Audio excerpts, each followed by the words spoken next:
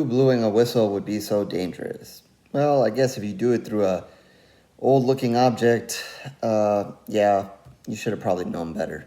But let's see what this is all about here, starting with the IMDb plot, and I will not be whistling through it. A misfit group of unwitting high school students stumble upon a cursed object, an ancient Aztec death whistle. See, that's the problem right there. They discover that blowing the whistle and the terrifying sound it emits will summon their future deaths to hunt them down. Ooh, now that sounds fun. But that is why you don't blow strange whistles. Alright, so this one came out not too long ago. And so we'll try to kind of keep this spoiler free. I don't know that there's huge twists and turns here. I think, once you guys kind of start watching this, kind of know the road we're going to go down. So yeah, what's to say about this one? I think it definitely got off to an interesting start.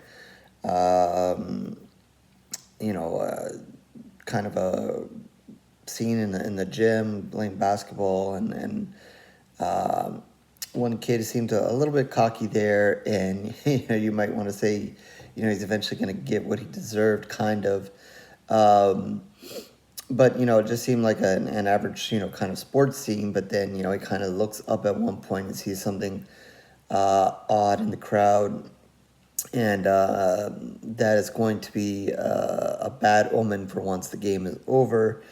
And we get a pretty decent death there. I enjoyed it, soon to follow, to kind of set the tone. And not long after that, we get introduced to some of our main characters here, and one in which finds a whistle in her locker. She's new to school here, and with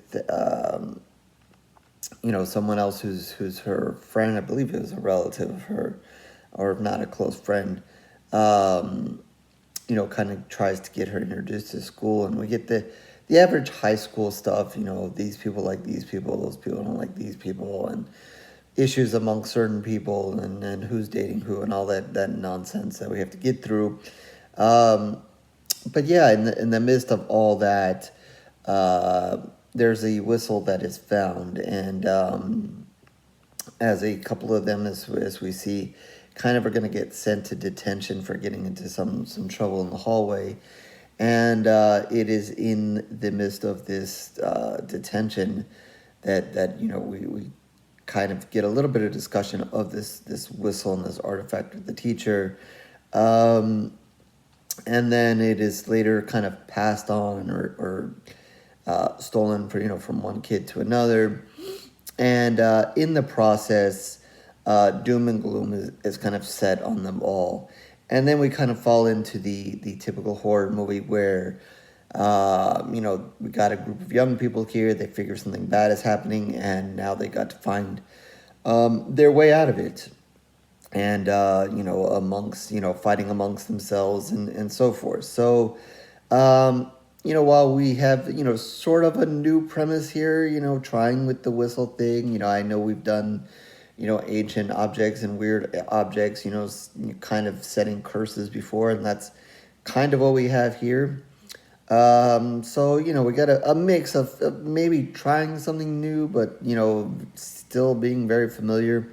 And then, yeah, it's just these group of young kids trying to figure their way out of this and going through that. So that's kind of be what you're going to have here in this movie. And like I said, it got off to a good start there, and definitely it was an interesting premise there. I liked the opening scene and even the first couple of deaths there, and then kind of diving into this whole whistle thing. But then, yeah, it just becomes too familiar, and we get too many scenes, with these young people. And the acting is okay. I'm not going to say it was terrible, but it was okay. Not great from each party. And then, it just kind of feels like some of the same kind of in the middle.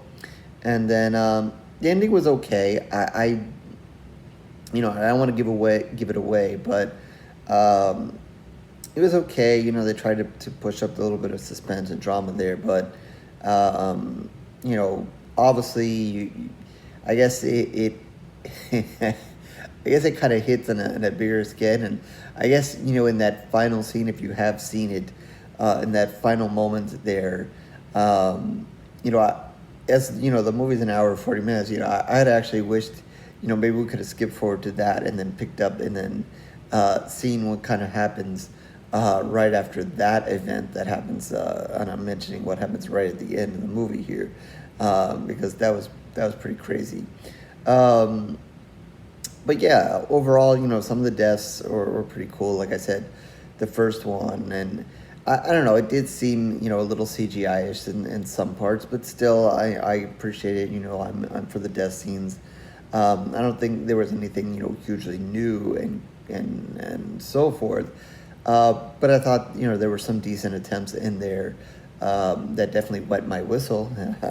So I was pleased with at least some of the deaths in it, and I think that's kind of more taken to why I kind of wanted to review and say, hey, maybe give this one a try, especially if you're into kind of the death scenes and so forth. And don't mind, some of the usual teen, whatever, they got to go through to get through the scariness. I did like kind of the premise that their death is kind of hunting them down. Although it is kind of in a way seemed very familiar to Final Destination. Death is coming for them, and death is coming for them in this movie. Just set in a different circumstance. But yeah, again, striking from maybe taking some originality out of this. Yeah, in a way, it did seem kind of Final Destination-ish. It didn't really depend on an order, but it just kind of depended on, who was next and so forth, and blowing the whistle and this and that. So yeah, I definitely saw a little Final Destination in this movie, and maybe they didn't try to get to so much of the extreme and so much of the suspense of the death that Final Destination kind of creates, where you're there and a person is there, and there's a whole bunch of things going on in a room, and this and that other thing could kill them, but it's sometimes the least expected thing that will kill them.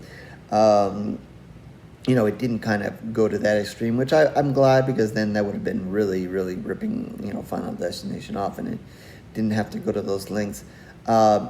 Maybe tried to build some suspense with some of them a little bit. Like I said, the first few were good, and then after that, it was okay, but enough to kind of keep my attention. So, yeah, if like I'm trying to give it credit for at least starting off trying to do something sort of different, but I guess at the end, it is about almost the same. So yeah, and I guess I think an hour and 40 minutes might be a touch much. I guess maybe need to shave just a touch off of that. And I guess sometimes with some of these horror movies, I think that they could and just shave just a little bit of time off, especially when I guess you don't go into a movie saying hey, my actors aren't the greatest, because you choose them, but sometimes when the audience is watching it, it's like I said, the acting is not terrible here, but it's also not great. So don't overdo the time that they're